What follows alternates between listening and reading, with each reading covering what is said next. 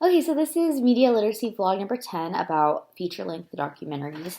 And I was actually reading through the chapter. I was really surprised that they included feature-length documentaries as a part of media, which I guess it is, but I thought it would fall under more feature films, which is it isn't after reading through the chapter.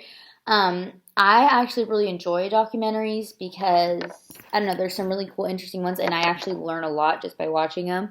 They definitely have a purpose in our society today, and I think like one of the things that was talked about in the chapter is that documentaries are made to contribute a positive change in society, which is so true because you see all the ones about animals, the earth, anything you can think of. There's a documentary about space, about literally it can be about anything, about the food industry, about the film industry, about the music industry. It literally covers. There's ones covering anything that you can possibly think of, and they are very informative. They give legit statistics.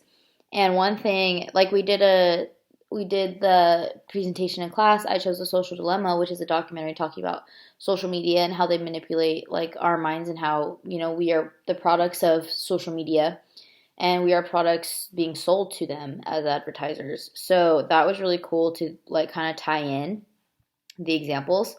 Um, However, it talks about how documentary movies are harder to fit the formula.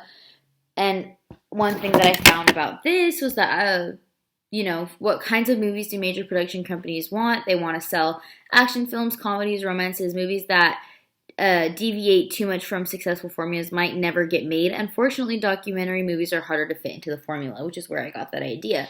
Um, because of that, like you hardly ever see documentary films marketed the way you see feature films, and I think that there's a reason for that. Is because all about like today people want to see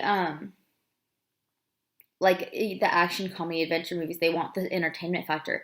Documentaries don't always have that entertainment factor unless you really sit down and watch them, which is why it's so important, which is why it talks so much about like bringing awareness to others about specific documentaries, and that's what they're made for. Another idea that I thought was really interesting is that a feature length documentary is no small undertaking.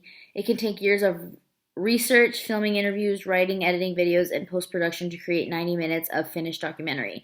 To make to a project that is consuming requires a lot of passion and urgency that comes from a wanting to tell an untold story or expose a neglected truth. Pursuing these goals while maintaining an even-handed approach is key to honesty, which um like it's so true because a movie, like, yes, it takes years of production and research, but a documentary, you literally have to be committed to it. If you want to make this documentary, if you want people to know what you're bringing awareness about, it literally takes, like the book said, years of research. And it's not just like to take lightheartedly. It's my puppy.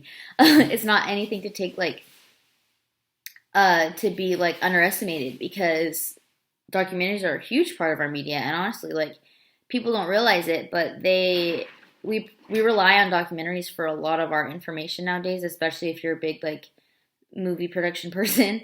Um, Documentaries are becoming more popular, I think, because now they're learning how to use more entertainment factors, which I think is really cool. However, I think it can also be a bad thing as well, because documentaries are made to inform, as we talked about before, and adding the entertainment factor kind of deviates the honesty a little bit, their honesty and independence a little bit. But yeah, yeah, so they definitely contribute a positive. That's one thing that I will take, is that they contribute a positive change in society because they are informing others of what's going on around them. An untold story, as the book said. So that's really cool to think about. And I never knew that documentaries were, like I said, considered a part of that type of media, but they are.